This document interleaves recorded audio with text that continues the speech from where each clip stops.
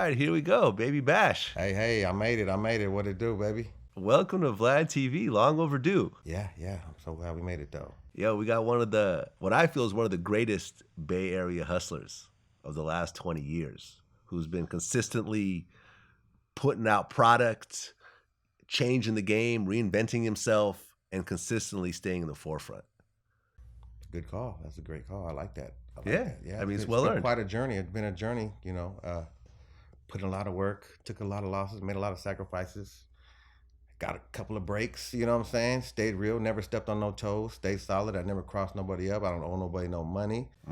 And that's how you do it. You stay true to the game. I think it'll stay true to you. Yep. Now, you grew up in Vallejo. Yeah, Vallejo, California. Okay. Yeah. What was Vallejo like in the 80s? 80s, I was in school still, but we were still riding bikes, just cruising, you know what I mean? Like we'd ride our bikes to the cruise, people would cruise, people would bump. The first rappers out of Vallejo were the Hubba the Lover Twins, which was from Bridgeside. Yeah, they were the Lover Twins, Hubba. Kyrie had them first, put them out. They're the first, if people want to know their history about Vallejo rap, the very first rap record to ever come out was by the Lover Twins. The song was called Hubba, which everyone knows. Other artists come and say Hubba, but it comes from the Hubba Heads, which was the first rap group that we looked up to. And then, of course, the Mac Dre's, the E40s, and that whole... the click. The click and the whole... the Cuddies and Sahabs, you know what I mean? And me being from the bridge and playing sports, I played basketball in high school and junior college. I was friends with all the hoopers from both sides of town. So I got to, back in Vallejo, back in them days, you were either with this side or with this side. And they were funking. Right. But we were in the bridge, so we got to kick with both. We had homies on both sides, and we liked both, you know what I mean? We had no... come to find out, they both liked each other's stuff too, but they just couldn't because they were so loyal to their soil. So I soaked up a lot of game, a lot of music. Of course, Mac Dre was a big influence on me. E40, Be Legit was actually one of my favorite rappers. Yeah, mine too. And right from the click, yeah. That was actually my favorite rapper.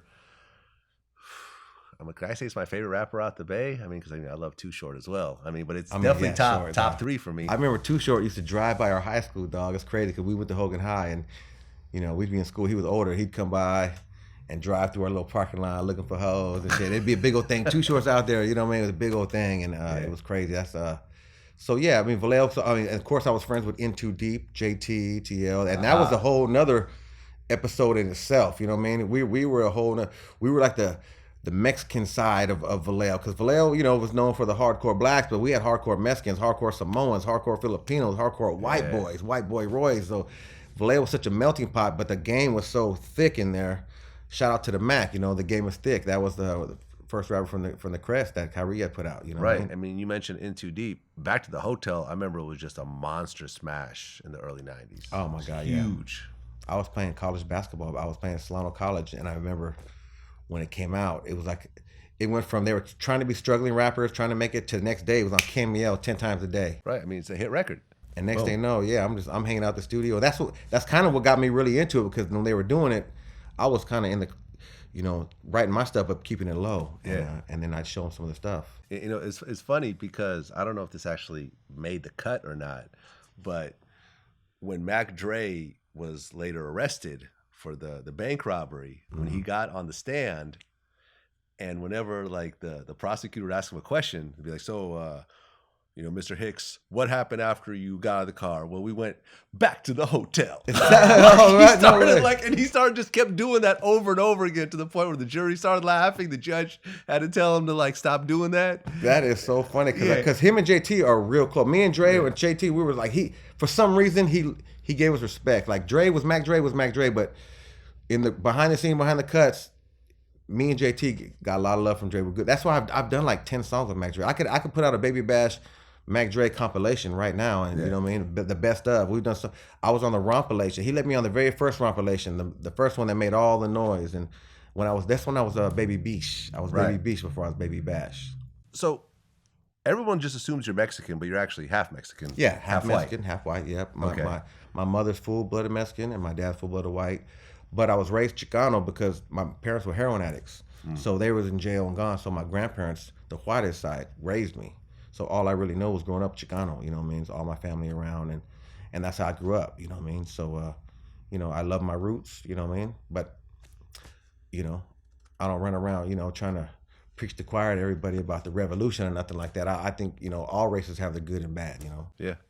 So your parents were on heroin and they were just in jail, I guess, a lot of times? Yeah, prison or just hustling or just no house, nowhere to live. So that taught me a lot. My dad was, he was a real G, hardcore street until he started using. Once he started using, then, he started abusing. So he went, so they went through their struggles. And my grandmother, thank God for my grandma and grandpa, a hardworking Mexican family, raised me and my brothers. Yeah. So it turned out good. My mom got better. I'm taking care of all of them now. My grandpa passed, but I take care of my grandma and my mom twice as much as they took care of me now. I make it up to them.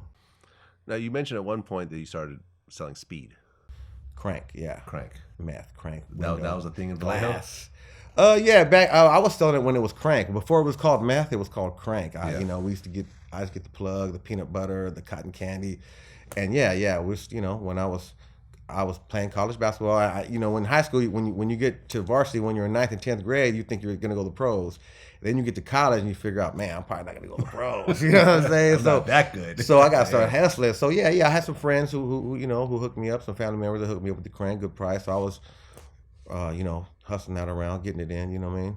Did you get deep into it, or did you just kind of dabble and get out of it? I was going half pounds, quarter pounds. You know what I mean? I was going all right. I wasn't the man, but I was getting it from the man who gets it from the man, you know what I mean? So I was probably third down, but I was just a youngster just trying to hustle, trying to, keep some money right, because we weren't, I didn't have no bread. So, but I'm glad I got out of it when I did, though, It took my roommate to get raided.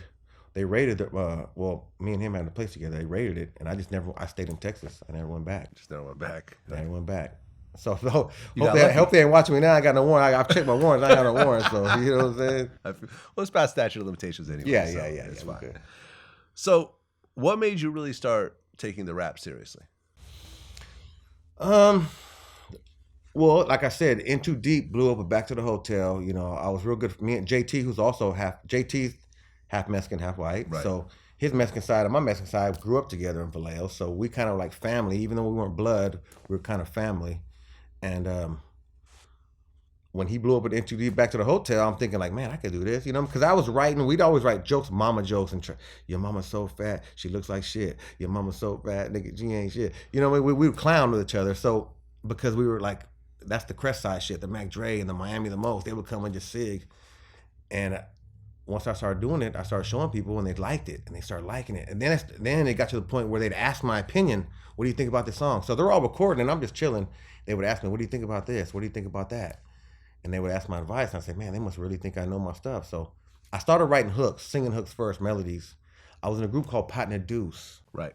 That was your first group, right? My first group was Pot and a Deuce. Rube, who one day just drove by me and said, man, listen to this beat. I said, that's a dope beat. He said, you want to rap? I said, man, I never rapped before. I bet you can. He just knew me from school because I was a player and a hooper, and I was cool with everybody, and I had game. So he was always like, I bet you can. I said, all right, let's do it. And I started writing. He kind of put it all to me. In Too Deep blew up. Pot and the Deuce got to deal with Profile Records. You know what I'm saying? Profile signed us. It's funny because Profile Records, Rick Rubin wanted to sign us first when he had Deaf American. Deaf American. He had Deaf American. He ended up flying Johnny Z, who's the producer, flew him and my manager, which is just my homie. He flew him to LA to talk to him, and they were gonna sign him. He offered us like $70,000, and then Big Beat offered us $80,000. Big Beat Records. Do you remember Big Beat? Yep. And they were like, what the hell? That's back in the days when you used to have to send pictures and send demos and you know what I mean? What do you call them? Send demos to labels, and hopefully they get. That's back in them days. So this was just off our demo, and then Profile Records, they had the In Too Deep crack, and they said, hey, what's this Pot and the Deuce thing doing on? Because I guess the lawyers talking. They said, we'll give you $85,000 if you don't talk to no one else. And my manager said, we ain't talking to no one else. $85,000. And $85,000, it was 3 people and a producer. Little did I know the producer was going to take $50,000 of it. Little did you know what I mean? Because he had a lawyer. Because Johnny Z was already laced up in the game. We were just happy to be there. Yeah. And so that was my first experience. Wow. And the first time I ever got paid for a song was a song called Mo Mayo by Spice One. Okay. I was producing a song for Pot and the Deuce. Johnny Z walks in, and Johnny Z goes, man, what are you doing with that beat? I said, man, it's for Pot and the Deuce. He said, I'll buy it off you for $1,500.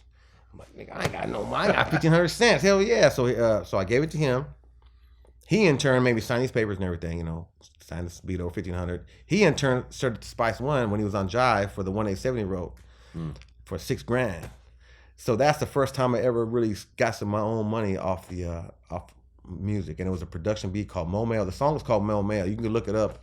Yeah, it's one of the dopest songs. I think I remember Spice One. Yeah, When E40, that's when him and E40 first met. I was there when they first met, and once I got a taste of it, it's like, you know, you taste that blood, you want to keep on. You turn into a vampire, want to keep on. You don't want to be on a roof doing construction, man. You're trying to get that good bread. So that's what I did. Took me a while to get my other major deal, but you know, we did with Profile. We didn't do shit. Partner Deuce, you know, they let us go, whatever. And then I was back on the grind. Right. Then you formed Latino Velvet. It's Latino Velvet, yeah, with JT, because In Too Deep had finished their run, so I finished our run. We got with JT. We love lowrider car shows. We loved our culture, our roots, and we just started going to all lowrider car shows. He asked him, "Can we perform?" But we got, you know what I mean? Can we do this? But luckily, JT was from In Too Deep, Back to the Hotel, which had a hit that we can also tell them, you know, hey, we got this one song. But then before we do that, we would do our Latino Velvet stuff. So we would go to car shows. That's when car shows were cracking, and we had a little following called Latino Velvet. We did a song with Roger from Zap. Roger blessed us. For some reason, he gave us some love. We met Kid Frost, you know, Funky Aztecs, Merciless from the Funky Aztecs. They're the ones that introduced us to Kid Frost. For some reason, Kid Frost liked my style. You know, when I first met Kid Frost, he was a fucking dick to me, dog. He was kind of like hard, you know, because he was kind of hardcore, right? Yeah. And I was excited. Oh my God, I'm gonna meet Kid Frost. You know, being a Chicano, you know what I mean. And I wasn't into the gang shit. So I mean, I'm from Vallejo. We weren't into the gang shit, so I didn't know about none of that. I wasn't tripping off it. So I was like, I'm gonna meet Kid Frost, man. Oh my God, fucking La Raza. Oh my God. Yeah.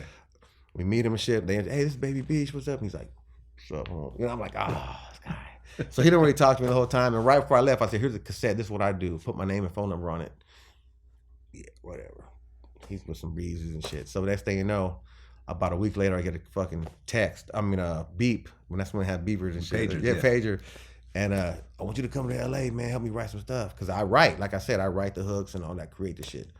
And next thing you know, I'm out there working with him, and he ended up joining Latino Velvet. Him and Don Cisco ended up. So it started off with being JT, then we got Frost and Don Cisco and the whole Latino Velvet clique. And I think we were before our time, actually, because we were on that player shit early, you know what I mean? And it did pretty good. It did all right. Somebody made some money, you know what I mean? Like I said, we were rappers. We were just happy to be there.